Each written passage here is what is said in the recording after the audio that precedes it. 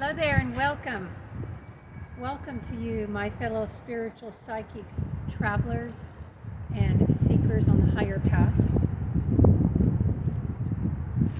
I received a note the other day, actually it's been a couple weeks back, from a newsletter reader and a client who is in her 50s, early 50s, and she is really wanting to get started awakening her psychic abilities. Actually, she's wanting to get started developing her psychic gifts and abilities. And she was kind of asking about, how do you get started with this? Are there some classes? And anyway, that's what this video is about. Just a quick few ideas on this. How do you get started developing your psychic abilities, awakening? Especially, if you're not coming to this real young. Speaking of young, I've got a cat over here climbing a tree. I'm getting a little distracted. Let's see if we can see this, see what my life is here. Stripey. There's Stripey. Meet Stripey. All right. Enough about that. So, if you're coming to this and you're not, say, 13 or 14 or 15, like I was really young when I started developing, okay? And I was really lucky to have met some teachers early on to help me. And, that was just such a gift. I feel like I won the lottery because I was just lucky enough to meet teachers, especially living in the part of the world where I live, in the Midwest. In the United States, it's very, known to be conservative and traditional. Anyway, I digress. I mean, I do think getting a teacher can be helpful, but it's not the only thing, okay? And yes, if you can partner with a teacher, if there is a teacher that can take notice in you and help you develop, especially if it's in your own family, that would be the best, or at least very good, I think. Well, it depends. It depends on if they're a good teacher or not, right? But a lot of times people think having a teacher is what's going to make the difference between them developing or not. And, okay, listen, I'm a psychic teacher, and I can tell you, I've taught literally hundreds, probably thousands of students at this point, and just having me or anybody as a teacher is not what makes the main difference or the only difference. Because a lot of it depends on your willingness to grow and your eagerness. And, dare I say, your commitment to the path, your commitment to learn. I once had a student, I guess you'd say, and a friend, and she did a few classes with me. She was a friend too, but she did a few classes, and that was it. And then after that, she said, Cynthia, I really enjoyed your classes, but I don't really want to work at this. I like having intuition sometimes, and I occasionally like having a psychic dream, but I don't really want to work at it, and I'm not going to do that. And I appreciated her candor. I appreciate her honesty, and I'm happy that she was honest with herself, because I think, maybe this is one of the first steps to getting more active with your psychic abilities, to developing, or if you've stepped off the path and you're coming back, redeveloping, reawakening. Maybe the first step is to commit, to decide that you're going to do that you're going to put in a little bit of effort. And, it truly is like any other art. I do believe that psychic ability is an art form. And in that you have to, master the steps. Now, the steps might be slightly different for each person, and that's where it gets a little interesting. But there are still steps to master.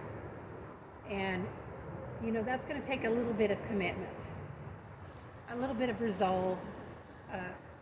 I would say discipline, but if you have resolve, the discipline can grow from that. I don't think that most people who come to the psychic path, I know that most of my students who began learning are not very disciplined usually when they first come. But if they have passion, if they have that deep desire, and if they have decided they will do it, that can motivate them to become more disciplined. And it might be that simply that they're not disciplined because they don't know what steps to take. So a teacher can help fill that in for you. And by the way, life is a teacher. Everything can be your teacher. You know, you can learn from a psychic teacher like me. You can learn from a book.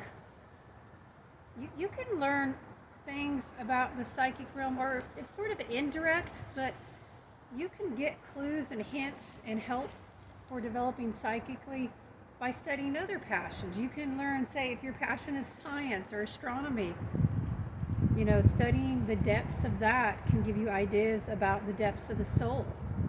Now, that's an indirect path, and I think that, you know, my client that was writing me at least is talking about going more direct. And let's face it, if you're 50 or even 40, you don't got time to mess around with just going off in every direction. You don't have time, okay? I mean, I'm not saying you don't, I mean, you could have a good 50 years left. It depends on how long you're going to live, but I would think that if I were starting at 50, well, I can understand this because I started doing classical dance training in my 30s, and I did not have time to mess around. So I did not waste my time with half-assed teachers or, you know, chasing just strange ideas. I mean, I got in with the best teachers I could, and I practiced. And I mean, I was able to get to intermediate level, even starting in my, was it mid to late 30s, actually. So I do think that the quality of education I received helped with that. But also it's passion. So maybe, I wasn't planning on saying this, but really as I think about it for you, the first step to getting started with awakening your psychic gifts, with developing, is to make the choice, to make the commitment, to say to yourself that you are going to do this, and then to keep your promise. And if your resolve is strong, that's going to help a lot, okay? So that way, when you encounter challenges, let's say, or when you encounter frustrations, you can still stay with it. Because that's all part of the path. It's all part of growing to, you know, you have to work through your soul issues as part of this path. That's another dimension of it too. I won't go too much into that today, but you will encounter blocks. And my client that wrote me mentioned that she feels like she has blocks. And so you will encounter blocks, even if you know the steps. And even if you can feel into which ones are right for you right now, blocks like doubt will come up, and fear.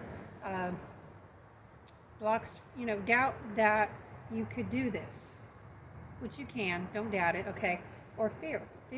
A lot of people have religious programming that tells them they should be afraid of their own psychic abilities. So you may have to process through some of that.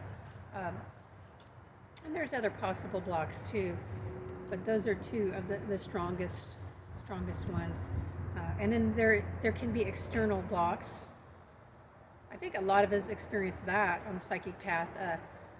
People ridiculing psychic gifts, or they're having their fears, you know, or they're making you feel guilty about wanting to develop this aspect of yourself, or maybe they don't like you developing any aspect of yourself because they want you to be, you know, their slave, right? Everything's about them. These are things you will encounter on your path of development. So that's why you need the resolve. So yes, as I'm thinking about it, the number one step to getting started for you isn't, you know, a particular technique or tool. It is simply to make the commitment, to have the resolve within yourself that you will develop and awaken your psychic gifts. So start with that. Okay, until next time, I'm Psychic Cynthia, and feel free to tell me more about your journey and where you're beginning. I'd love to hear about it in the comments below. Sending you much bright blessings and good luck on your journey of psychic development and awakening.